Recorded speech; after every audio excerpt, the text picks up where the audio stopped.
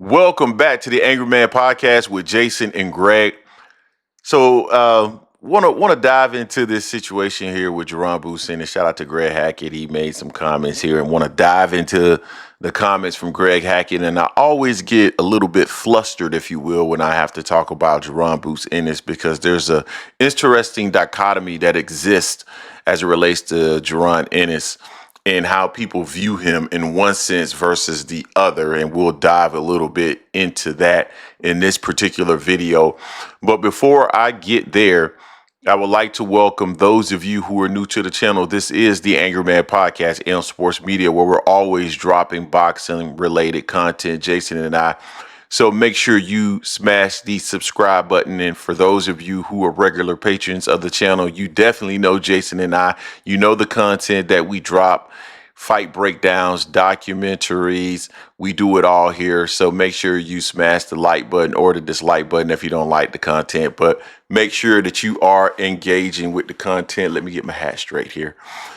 Make sure that you are engaging with the content. Now, Greg Hackett was on, I believe it was Mill City. Shout out to Mill City. And he talked a little bit about Jaron Ennis and the fact that he's moving up to 154 pounds. And Jaron Ennis gets a level of criticism that sometimes I feel is unwarranted. Um, you know, I'll put it to you like this. I would say 95% of it is unwarranted. I would say maybe 5% of it is warranted. I would say the 95% of it is unwarranted because I believe that a lot of the hate that Jaron Ennis gets is because it's tied to a particular fighter. And there's a specific fan base that has an issue with Jaron Ennis because Jaron Ennis has been tied to that particular fighter. And I'm not going to go into any details in regards to that because I don't want to talk about that. But I think the 5% is really tied to the fact that Boots has been regarded as a boogeyman for so long. And there's a belief that there's been opportunities out there for Boots that he could have made that he didn't make. And you could argue that maybe there's some truth to it.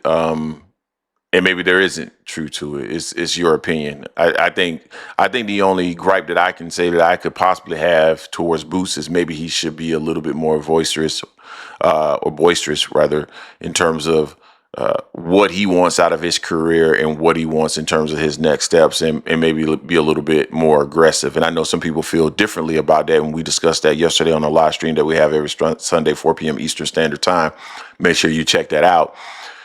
Maybe, he shouldn't. Maybe he should. It's up to your interpretation of what a fighter should or should not be doing. But in my opinion, I think he should do a little bit more of that. Now, he's moving up to 154.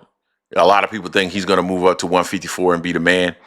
And Greg Hackett believes that only one person really presents a true challenge to Boots Ennis when he moves up to 154 pounds.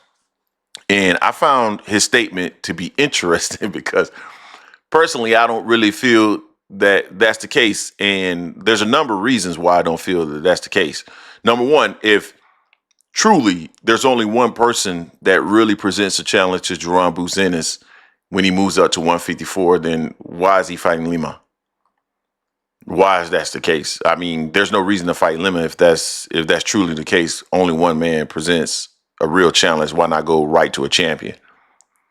So for me, I would push back if I were to have heard that on my platform. I would say, I don't know if that's the case. But in his eyes, actually, I don't know if that was actually on Mill City's platform. So it might have been FightHype. So let me make that correction there. It might have not have been Mill City. But he believes that the only true challenge at 154 is Jermell Charlo. Now, totally, I believe Jermell Charlo is a challenge to Jaron Boots Ennis, but he is not the only challenge to Jaron Ennis. I think Bakram is also a challenge. Murder, that's what they call him. I think he is also a challenge to Jaron Boots Ennis. Now, Ennis, in my opinion, does very well with fighters that are flat-footed.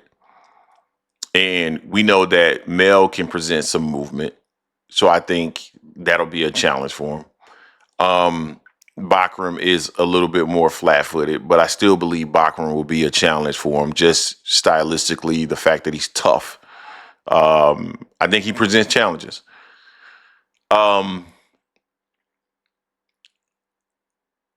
like all those fights for Jaron Ennis at 154.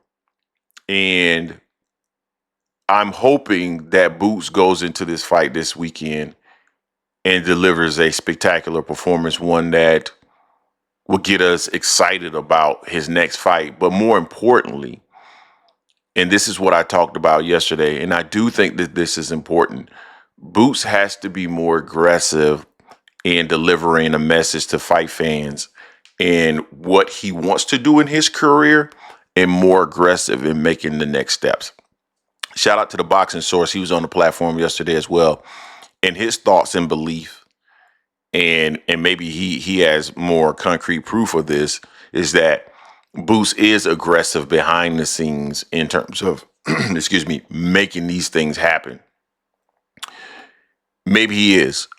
You know, I don't want to delve too deep into this, but in my experience, I don't know if that is the case, right? And so I would like to get a sense that Jaron Ennis is more aggressive in making these fights happen, that he pushes not only publicly, and I'm not saying like doing all those like social media call outs and all that stuff, but making it known that, yeah, this is the direction that I want to go in, right? And then we see those actions behind the scene because they end up materializing in negotiations and the fight happening, right? You start to hear the reports that negotiations are occurring, not necessarily outward in social media and things of that nature, but you start to hear the negotiations occurring and then fights materializing, right? That's what we want to see. And I don't believe that it's necessary that any fighter needs to fight the biggest and top names in every single fight, but we need to see more action out of all these fighters. And I want to see Boots is like 28 now. He's gotten the opportunity to fight bigger names here recently in Stanionis. That's really the biggest name that's on his resume right now. And that's not necessarily his fault, right? But at 28, he got to start moving more in that direction, right? So that's all I want to see from Boots. And when he gets to 154, after he fights Lima, I'm fine with the Lima fight. But at the same time, we got to stop saying that Boots just destroys everybody and then it's a foregone conclusion that he destroys everyone.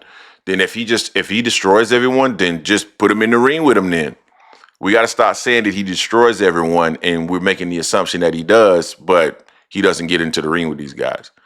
So you guys let me know what you think in the comment section in regards to this. Don't forget to hate, like, comment, and subscribe. This is the Angry Man Podcast on Sports Media, and I am out.